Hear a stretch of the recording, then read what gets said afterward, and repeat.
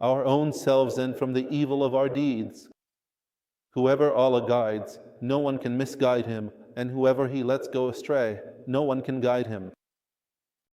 I bear witness that there is no God but Allah alone, with no partner. And I bear witness that Muhammad is His servant and messenger. May Allah's peace and blessings be upon him, his family, and his companions. O you who believe, fear Allah as He should be feared, and do not die except as Muslims. O mankind, fear your Lord who created you from a single soul, and created from it its mate, and spread from both of them many men and women. And fear Allah, through whom you ask one another, and the ties of kinship. Indeed, Allah is ever watching over you. O you who believe, fear Allah and speak words that are right. He will rectify your deeds for you and forgive your sins. And whoever obeys Allah and His Messenger has truly achieved a great success. To proceed, the truest speech is the Book of Allah. And the best guidance is the guidance of Muhammad, peace and blessings be upon him. And the worst of matters are those that are newly introduced, and every newly introduced matter is an innovation, and every innovation is misguidance, and every misguidance is in the fire. And what is little but sufficient is better than what is abundant but distracts. And what you are promised will surely come to pass, and you cannot escape it. O Muslims, Allah, the Exalted, said in His noble book, "So remain steadfast as you have been commanded, and those who have turned in repentance with you, and do not transgress." And He, the Exalted, also said, "So remain steadfast toward Him and seek His forgiveness." And woe to the polytheists. And He, the Exalted, also said, "Indeed, those who say, 'Our Lord is Allah,' and then remain steadfast, the angels will descend upon them, saying, 'Do not fear and do not grieve, but receive good tidings of paradise, which you were promised.' And He, the Exalted, also said, 'Indeed, those who say, 'Our Lord is Allah,' and then remain steadfast, there will be no fear concerning them, nor will they grieve." And there are many other noble verses in which Allah, glorified and exalted, commands us to remain steadfast. Allah, glorified and exalted, commands us to be steadfast and makes clear the good end of those who are steadfast. May Allah make us and you among them. And because of the importance of the matter of steadfastness, one of the verses in Surah Al-Fatiha, which the Muslim is commanded to repeat in every unit and every prayer: "Guide us to the straight path." Each of us asks Allah, glorified and exalted, asks his Lord to always make him among those who walk the straight path, and among the people who remain steadfast on the path. The general meaning of steadfastness is to remain firm upon the command of Allah, glorified and exalted. For the path that leads to Allah, glorified and exalted, the straight path, is the path that leads to Allah's pleasure and leads to paradise. So, the state of the believer in this world is that he is traveling along this path. And the one who is steadfast is the one who continues on his journey without deviating from this path to the right or to the left. To the right is a metaphor for deviating towards innovation, extremism in religion, and introducing new things into it. And to the left is a metaphor for negligence, sins, and acts of disobedience. So he neither goes to extremes nor is negligent. And likewise, he does not stop moving forward, nor does he turn back and regress. Rather, he continues on his journey along this straight path, remaining steadfast upon it until he meets Allah, the Exalted. And the accursed Satan has most certainly threatened to lead the believers astray from the straight path. And he said to his Lord, as Allah Almighty has, without a doubt, informed us, "I will surely sit and wait for them on your straight path." Then I will come at them from in front of them and from behind them, from their right and from their left, and you will not find most of them grateful. So Satan strives to divert the Muslim individual from the straight path and from the way of uprightness. He comes to him from the right to lead him toward extremism, introducing innovations in religion, heresies, and doubts. And he comes to him from the left to lead him toward disobedience and sin. He comes to him from the front to hinder him and block him from continuing on his journey. And he comes to him from behind to call him to backslide and turn away from following this path. But the believer seeks refuge in Allah from Satan, relies on Allah the Almighty, and continues steadfastly on the path of uprightness. Uprightness means remaining firm on the path of truth until death, until the Muslim meets his Lord, the Almighty, without deviating from this path or stopping his journey on it. The verses about uprightness are distinguished by the fact that all four rightly guided caliphs, may Allah be pleased with them, have provided interpretations of them.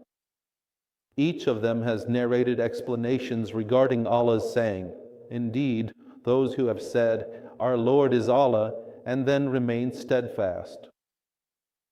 It was reported from Abu Bakr al-Siddiq, may Allah be pleased with him, that he said about, "Indeed, those who have said, 'Our Lord is Allah,' and then remain steadfast." He said, "They did not associate anything with Allah. They did not associate anything with Allah." It was reported from Umar ibn al-Khattab, may Allah be pleased with him, that he recited this verse from the pulpit, "Indeed, those who have said, 'Our Lord is Allah,' and then remain steadfast," and then he explained it, saying, "They remained steadfast in following commands and prohibitions, and did not dodge like foxes." He said, "They remained steadfast in following commands and prohibitions, and did not dodge like foxes." As for Uthman, may Allah be pleased with him, he explained this verse by saying, "They made their deed sincere for Allah." And Ali ibn Abi Talib, may Allah be pleased with him, said, "Fulfill the obligatory duties." He said, "Indeed, those who have said, 'Our Lord is Allah,' and then remain steadfast." He said, "Fulfill the obligatory duties." He said, "The people." The scholars said, "These are the interpretations that have been passed down from the rightly guided caliphs. May Allah be pleased with them all." And similar explanations have also been reported from the rest of the companions and the followers. All of them revolve around the different types and levels of steadfastness. The greatest form of steadfastness is to remain steadfast in monotheism and to avoid associating partners with Allah.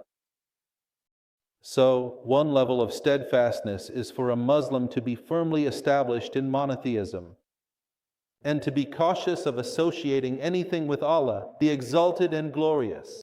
This is found in the explanation of Abu Bakr as-Siddiq, may Allah be pleased with him, regarding the verse, "Indeed, those who have said, 'Our Lord is Allah,' and then remain steadfast." He said, "They did not associate anything with Allah." So this is one of the levels of steadfastness. And then, after being firm in monotheism and avoiding shirk, there are further levels of steadfastness. One is to remain steadfast in fulfilling the obligatory acts. That is, to perform the obligations that Allah, the Exalted, has prescribed, to consistently do what is required, and to avoid what is forbidden. This is another level of steadfastness by which a Muslim advances. And this is what was reported from Ali, may Allah be pleased with him, who said, "Fulfill the obligations." Then, a higher level than that is to remain steadfast in monotheism and the obligatory acts, as well as to perform whatever voluntary acts and non-obligatory commands he is able to do, those that are recommended rather than strictly required, and to avoid all prohibitions, whether they are strictly forbidden or merely disliked, as much as possible, thus increasing in goodness, and remaining steadfast in many acts of obedience, even if they are only recommended. This is a level that can also be understood from the words of Umar, may Allah be pleased with him, They remained steadfast in following the commands and prohibitions and did not dodge like foxes. Meaning, they did not resort to tricks to avoid obligations or to fall into prohibitions by using deceptive schemes, but rather they were sincere in walking the path of steadfastness. And we also benefit from the words of Uthman, may Allah be pleased with him. It is also important to pay attention to the uprightness of the inner self, just as a Muslim cares about the uprightness of the outward actions. For Uthman, may Allah be pleased with him, interpreted this verse, indeed, those who say, our Lord is Allah, and then remain steadfast, he said, they made their deed sincere for Allah. So just as the outward actions must be upright, the heart and the intention must also be upright, with sincerity to Allah, the Exalted.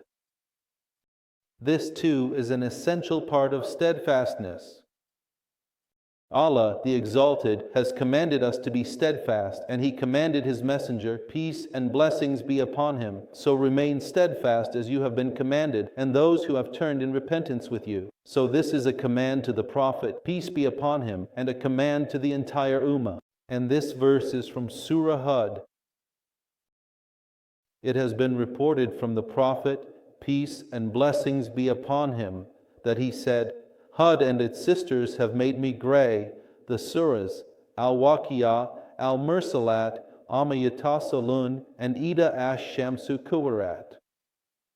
In some narrations of the hadith, the inevitable event was asked, have you received the hadith of the overwhelming event? So these surahs are the sisters of Hud, as mentioned in some narrations of the hadith that made the Messenger of Allah, peace and blessings be upon him, turn gray. As is known in the biography of our Prophet, peace and blessings be upon him, he did not drink from his hair, peace and blessings be upon him, except there were only about 20 gray hairs, which the companions, may Allah be pleased with them, used to count. The Prophet, peace be upon him, had no more than 20 gray hairs, which Anas, may Allah be pleased with him, counted from the Messenger of Allah, peace and blessings be upon him. These noble hairs turned gray on the Messenger of Allah, peace be upon him, because of these surahs and his deep reflection on what they contain about the terrors of the Day of Judgment. These surahs are distinguished by their mention of the horrors of the Day of Judgment. So they caused the Messenger of Allah, peace be upon him, to turn gray. Some of the commentators on the hadith said that the verse from Surah Hud that caused the Messenger of Allah, peace be upon him, to turn gray is Allah's saying, so remain steadfast as you have been commanded, and those who have turned in repentance with you. They also referred to a dream that one of the righteous had, in which he saw the Prophet, peace be upon him, and asked him, what from it caused you to turn gray, O Messenger of Allah, peace be upon him? He replied, so remain steadfast as you have been commanded. And Allah the Exalted knows best. So the Prophet, peace and blessings be upon him, truly understood the significance and weight of this verse. The Prophet, peace and blessings be upon him, was deeply concerned with steadfastness and would instruct his companions to follow the path of steadfastness. We notice in the noble verses that Allah, glorified and exalted, mentions what contradicts steadfastness, which is transgression. He said, so remain steadfast as you have been commanded, and those who have turned in repentance with you, and do not transgress. Indeed, He is all-seeing of what you do. Then He, the Exalted, said, and do not incline toward those who have wronged, lest the fire touch you. So, one of the reasons for deviating from steadfastness is inclining toward the wrongdoers and assisting them. And when He, the Exalted, said, so remain steadfast toward Him and seek His forgiveness. Woe to the polytheists. He, the Exalted, said, those who do not give zakat, meaning they do not purify their souls. The commentators said that this is a Meccan verse, revealed before zakat was made obligatory. So what is meant by zakat here, which the polytheists do not perform, is the purification of the soul and the heart. So not purifying the soul is abandoning steadfastness. Whereas whoever purifies his soul will be among the steadfast. May Allah benefit us and you with what we have said and heard. I say these words of mine and ask Allah's forgiveness for me and for you. All praise is due to Allah, the Lord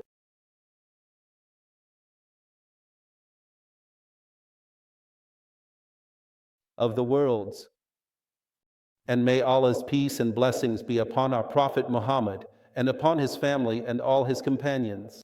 To proceed, O Muslims, because of the importance of steadfastness, when the noble companion Sufyan ibn Abdullah al-Thaqafi, may Allah be pleased with him and grant him contentment, asked the Prophet, peace and blessings be upon him, he said, O Messenger of Allah, tell me something about Islam that I will not need to ask anyone else about after you, or that I will not ask anyone other than you about.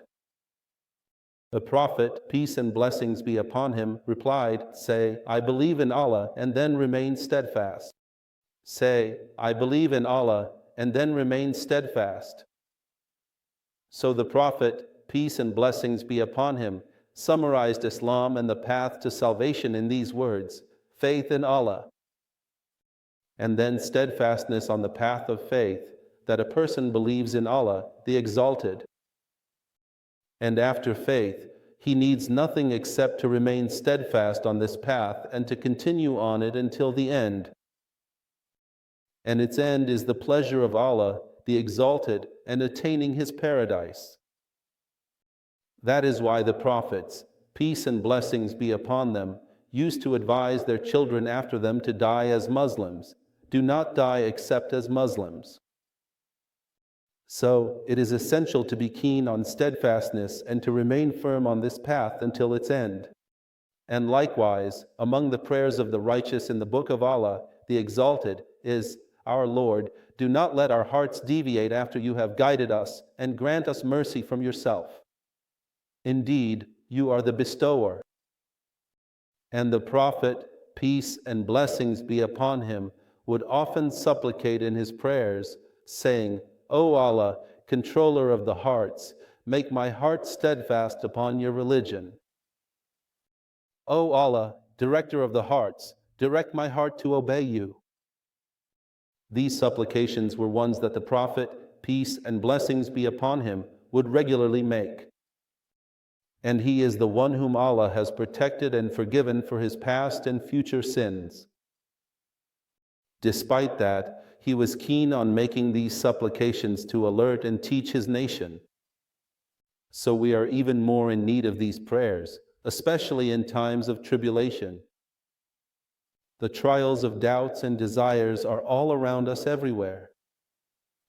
So a Muslim always needs to ask Allah, the Exalted, to keep him steadfast and not let his heart go astray, and to be among the upright ones whom Allah has told us will have a good ending, as the angels of mercy receive them and give them glad tidings that fear and sorrow have left them.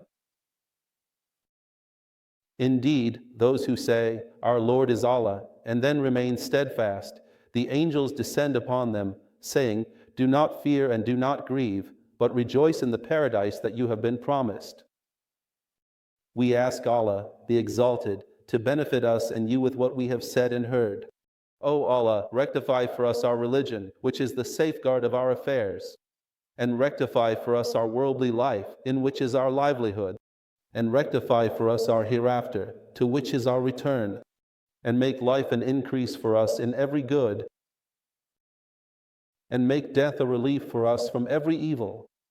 O Allah, we seek refuge in you from the loss of your blessings, and from the loss of your well-being, and from your sudden punishment, and from all of your displeasure. O Allah, suffice us with what you made lawful, not needing the unlawful, your obedience not disobeying you, your bounty needing no one but you.